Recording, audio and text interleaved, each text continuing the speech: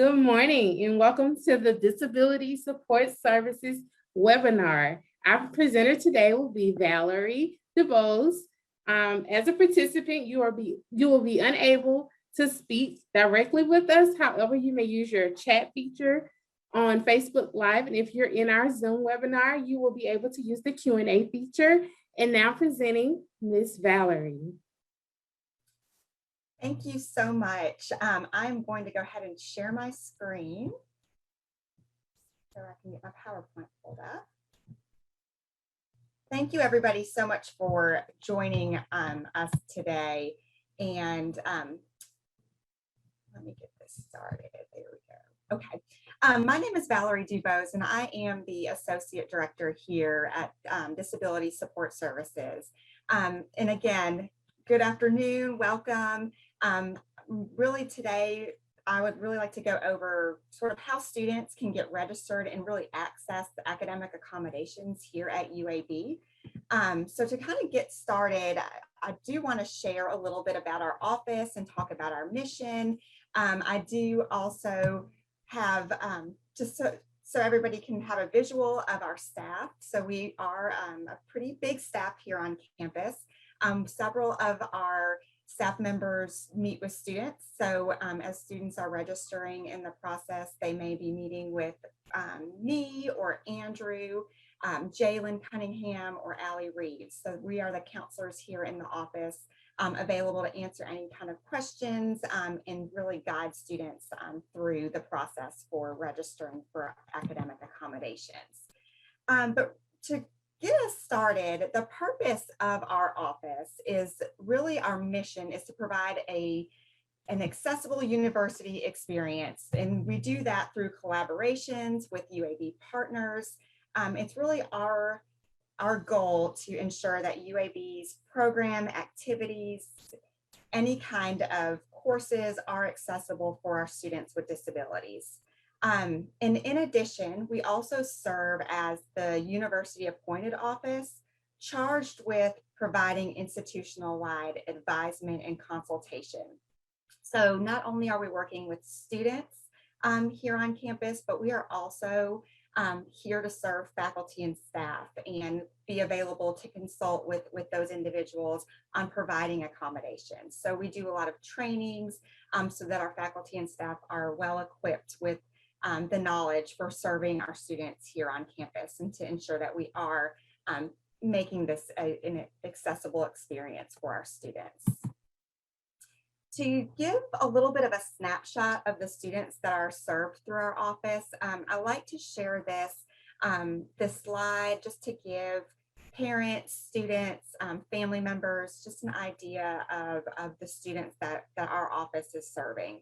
So at present, we have over 1,200 students that are registered with our office here on campus. And these are students who are undergraduate students in graduate school, school of medicine, health professions. So we are serving students from first year students all the way up to our students in professional schools.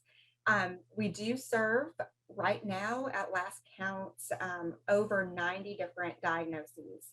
So a lot of times when students or family members hear about our office, they are thinking that we're serving more students with more physical disabilities, but honestly, about 90%, 85 to 90% of the students that are registered with our office do have invisible disabilities. So we're working with students with ADHD, learning disabilities. Those are really our more common students that we're serving in our office, but we are seeing a big increase in students with anxiety, depression, students who have medical conditions. So that could be things like migraines or diabetes, Crohn's disease. So we do have a lot of students who are registered with our office for various reasons.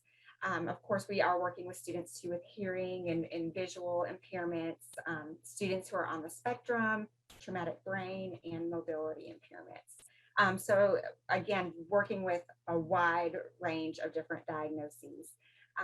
And about 30% of our students that are registered with our office are those students who are in a graduate or professional program.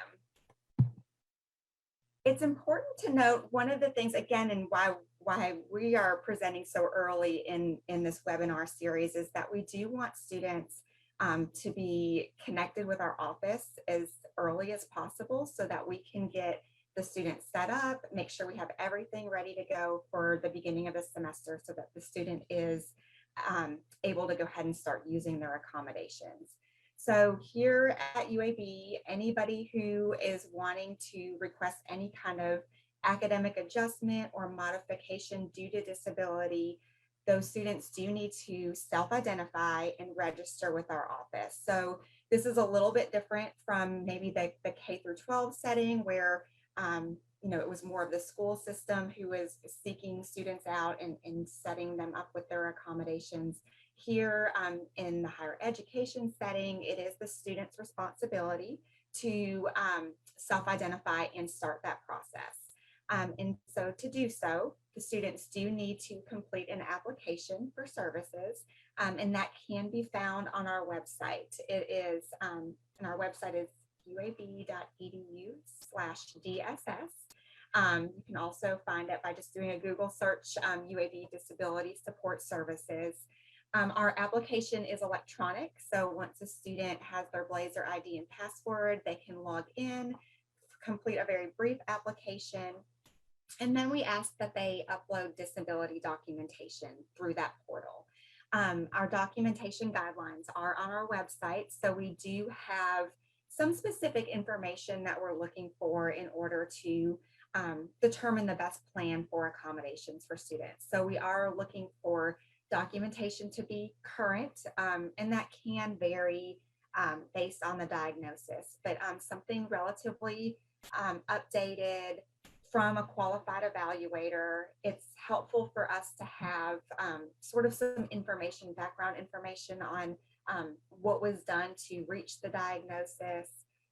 Definitely need a clear statement of the diagnosis. And then it's also really helpful for us when working with students to have information about how that a condition or disability impacts students on a daily basis so that we can ensure that we have all the information we need to have an individualized plan for accommodations. We do ask students to, after they have completed that application and submitted documentation, they are invited to meet with one of our counselors. And we will meet with the students. Currently, we are still meeting students over Zoom, but we will meet with the student for an accommodation planning meeting. And in that meeting, we will work with the student on developing a very individualized plan for accommodations. So we really don't have a list. So sometimes we'll have a student call and say, I have ADHD, what accommodations do I get? Well, it's really going to vary based on that particular student's needs. So we'll meet one-on-one, get some information from the student, and talk about some accommodations. So we'll also go and talk about some history of what students may have used in previous settings so that we can maybe carry some of those accommodations into our setting and talk about how those will work here at UAB. And then at the very end, we do have students complete an orientation, a DSS orientation, which is really more of an opportunity for the student to learn more about how to put the accommodations into place and how each individual accommodation works here at UAB. So it is sort of a 4-step process, and we do encourage students to start this process, over the summer so that we can get these appointments set up and scheduled and the student is ready to go with using their accommodations. It's really important here down below where I have a note about accommodations not being retroactive. So again, that importance of getting connected early so that a student is set up with accommodations. So sometimes students think that they want to try their classes before they come through our office and see how they do. But we want to discourage that because we cannot go backwards. So if a student does start a class without accommodations and doesn't use the accommodations and and maybe doesn't do quite as well as they had hoped, we can't go back and retake tests or excuse any kind of absences until a student is registered with the office. So they are not retroactive. IEPs and 504 plans for students who may have had these in high school are very, very helpful to establish a history of use of accommodations, but sometimes a standalone documentation, it may not be enough. But we do encourage students, if that's all you have, is to go ahead and submit that. And we'll take a look at it. We'll see what kind of information we can gather through that, and in our meeting with the student to determine whether or not we need any additional information. I am going to stop here. I do see that there's 2 questions. I do want to address those. I don't want to go too far ahead if there are some questions. Do I do the questions myself? Or we don't? Yes, you may go ahead and answer. Okay. Just want to make sure. Okay, so we do have a question. How can I be sure my son is registered for disability services? So what we would do is we'll talk about this a little bit further into the presentation, but information is confidential. We're limited in how much information that we can share with parents or faculty members or staff members. So we definitely encourage students to be transparent with their parents. We will, we'll do most of our communication will be with a student. Now, if a student does sign a release in their application, there is some limited information that we can share with the parents if the student does permit us to do so. And does the student have to recertify annually? This is another really good question. They do not. So students, once a student has completed the registration process and has become an active student, they are okay for the rest of their time here. So they'll just simply log in at the beginning of each term in our student portal and submit accommodation letters to their new faculty. So their accommodations will follow them from year to year. Now, if a student does need anything additional, or if their diagnosis changes, we may ask for some updated information if they are asking for any additional accommodations. Let's see. How current does testing for disabilities need to be? That is going to be something that is going to vary depending on the diagnosis. Generally, I hate to say specific dates just because there is some flexibility depending on how thorough the documentation is,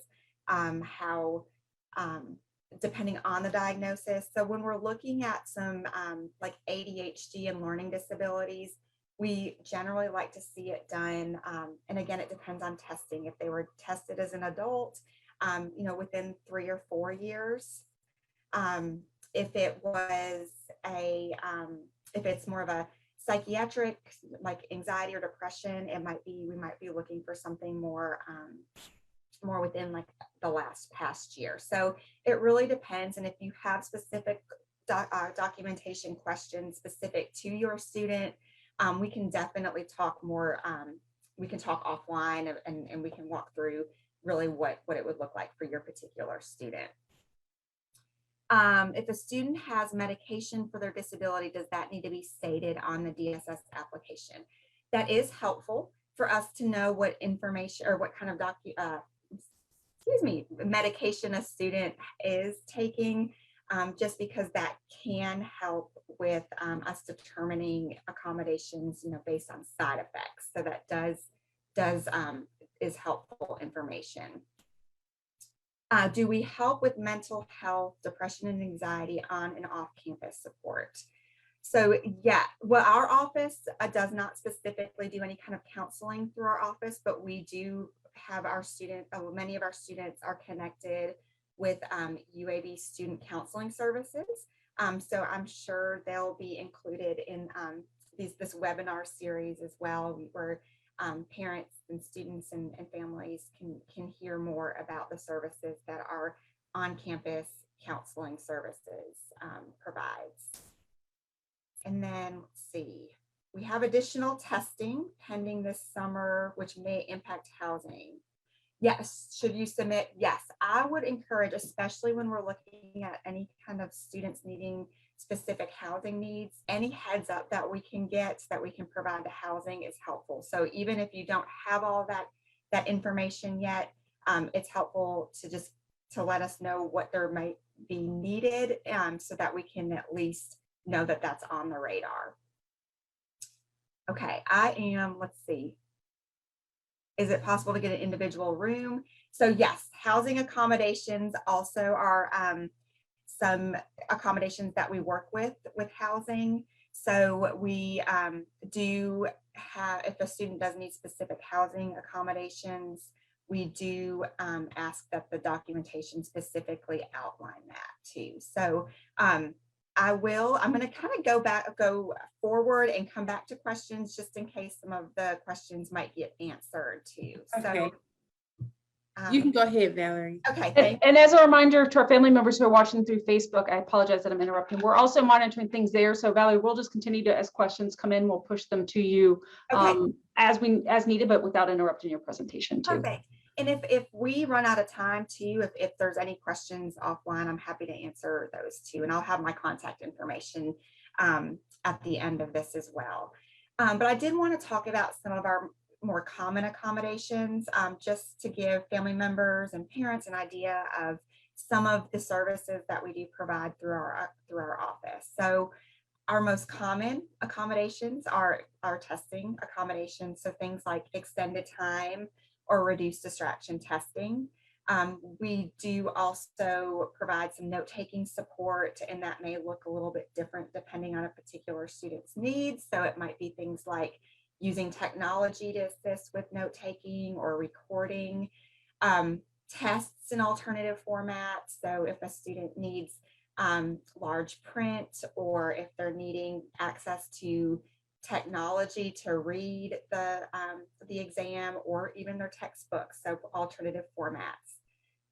Flexibility with attendance for students who might have more conditions where there might be in a flare-up that they might not anticipate that might impact attendance. So that's another common accommodation.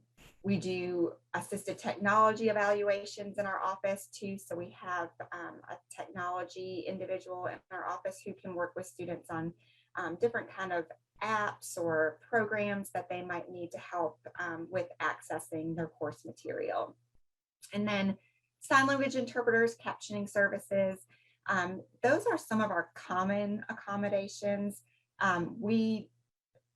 Everything again is very individualized in our office, and so we actually have, while it looks like this is a very short list, we have provided at present over 80 different kind of individualized accommodations to students. So, or it might even be over 90.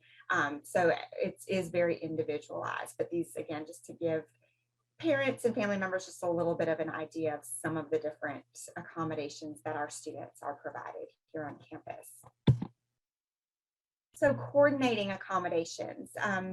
This is something too that is maybe a little bit different than in high school settings, but in order for a student to get connected and be able to use their accommodations, they are their own advocates. So they will use our student portal to send what we call accommodation letters to their instructors. These accommodation letters will include the accommodations that our office has determined that was reasonable with the student. They list the accommodations. It has no information about a student's diagnosis. That is all confidential. So a faculty member is only aware of what the accommodations are. So that is sent through the student portal. Instructors get an email that will notify them of the student's accommodations. Once a student has done that, they are asked to schedule an appointment with the instructor, or just at least at the very bare minimum, follow up with an email so that they can have that conversation with their instructor about how that accommodation will work in the class. Every class is different. So an instructor, if a student has testing accommodations, it might be important for the student to talk about how they'll receive that. Is the instructor the person that's able to provide that extended time, or do they want disability services to proctor it? So some of these accommodations do take some coordinating and discussion to happen with their instructors.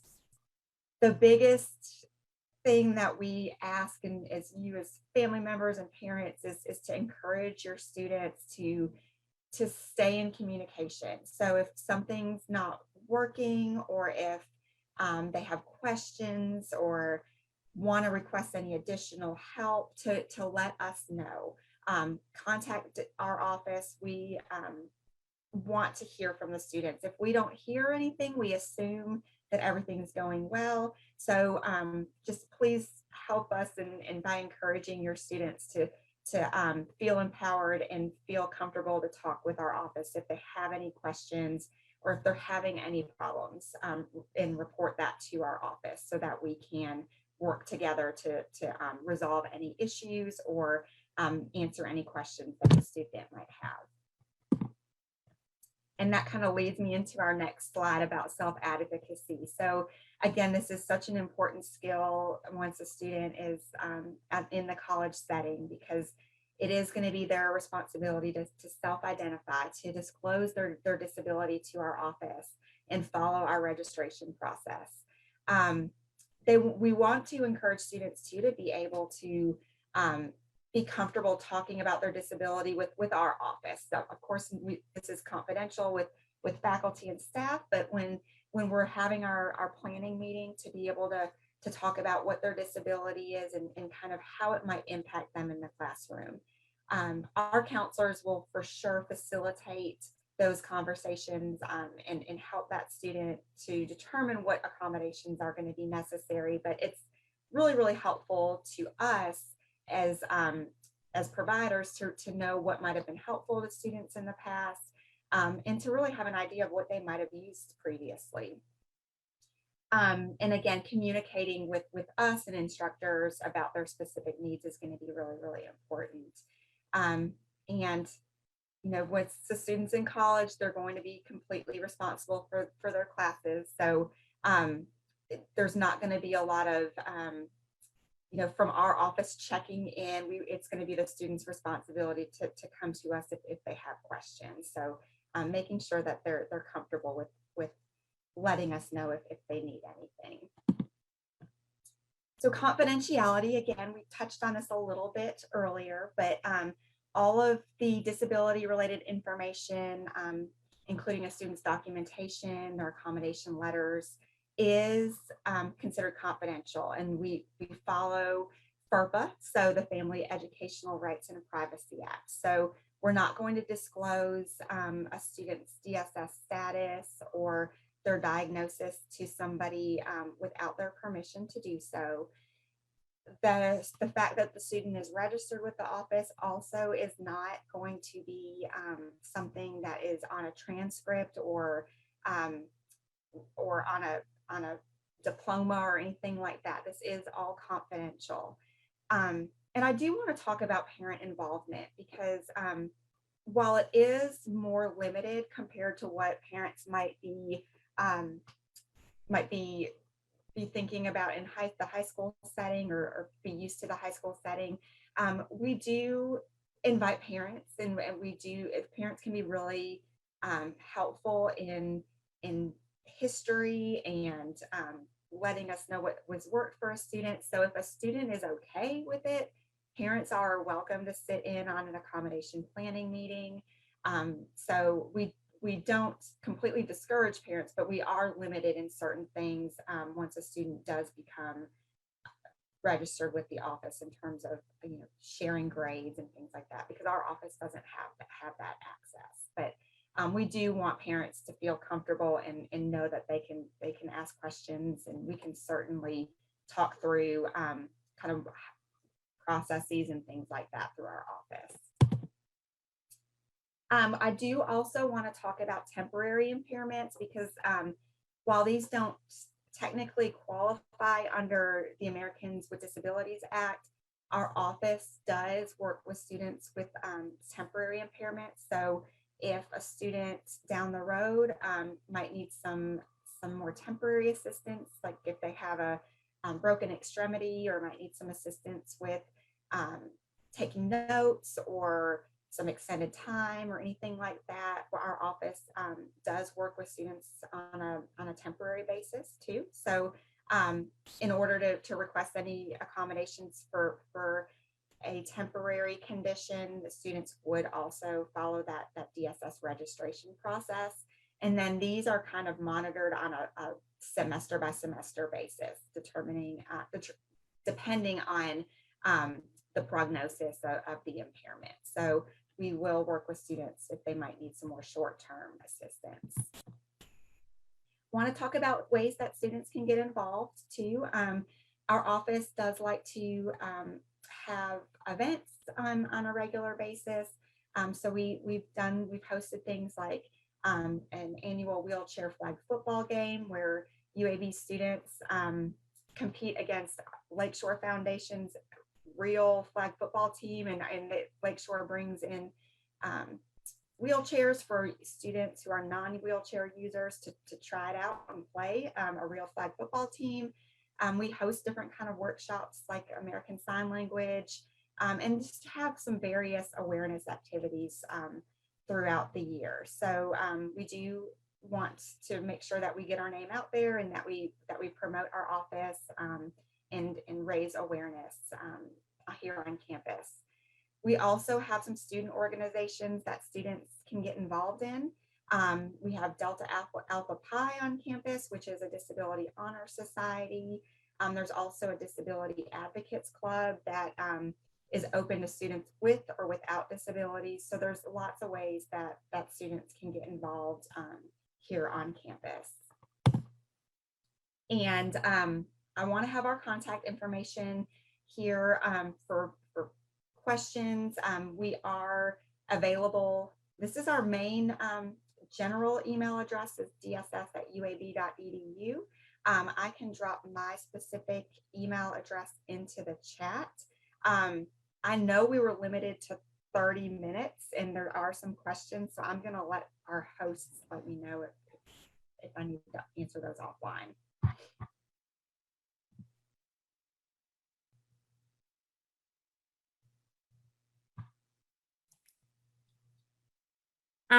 Welcome back, everybody. My name is Jamesia Jackson. I will be moderating questions between Valerie and myself. And Valerie, you do have some time to answer a few questions.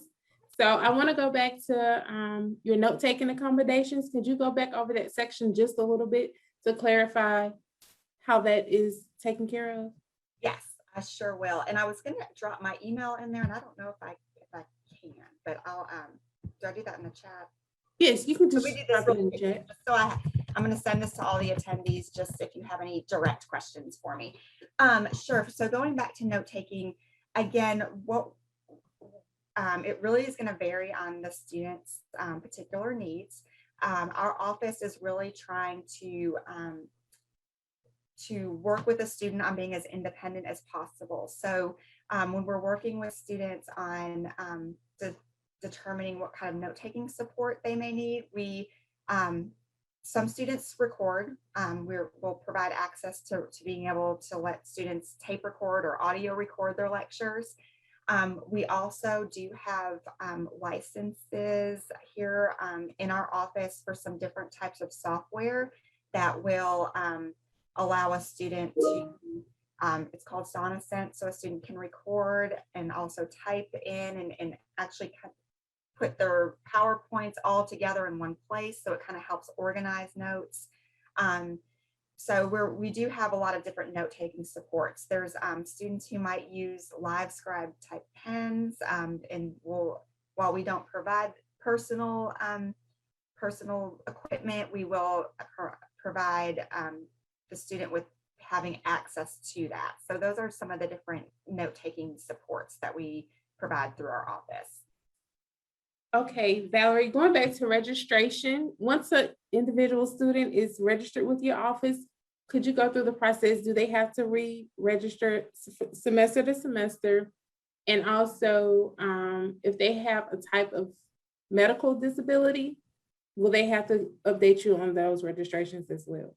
Sure. So registration, students, once they're established with the office, their accommodations do follow them throughout their time at UAB. They're not needing to re-register every single year with our office. Now, every semester, a student will need to log into that student portal and send their accommodation letters to their new instructors. So those accommodations will follow them from semester to semester. If a student has any kind of updated diagnosis, or if it's changed, that's when we might have a student come talk to us. They would let us know that, and we can look and see if we need to add any accommodations, or if they just want to have something on record that has changed. We're happy to upload that into that student's file as well. Okay, Valerie, I have a couple more questions for you, and then we can wrap it up. If a student is being tested this summer for a particular test, should they submit all of their information once the test is completed, or can they go ahead and start that process now? They can go ahead and start the process now. So students can go ahead and we encourage that too, is have the student go ahead and complete an application so that we have that on file. If they have any older documentation that they want to upload too, that can be helpful. That way we can go ahead and get the planning meetings in place and scheduled. It just helps sort of streamline. So students are welcome to go ahead and start that process before they have their paperwork.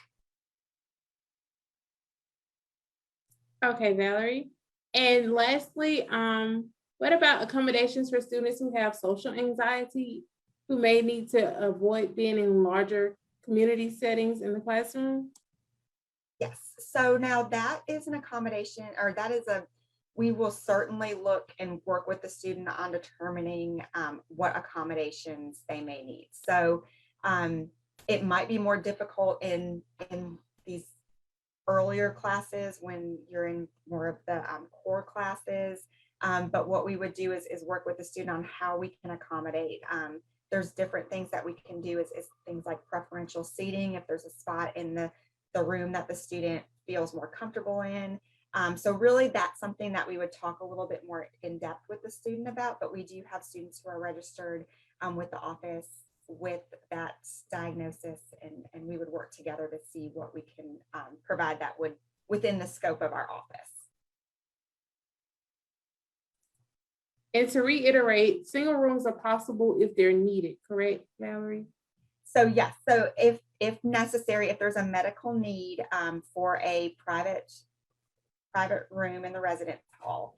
So in any housing type of requests, documentation does need to come from a physician or a provider that confirms that recommended accommodation and provides a rationale for that.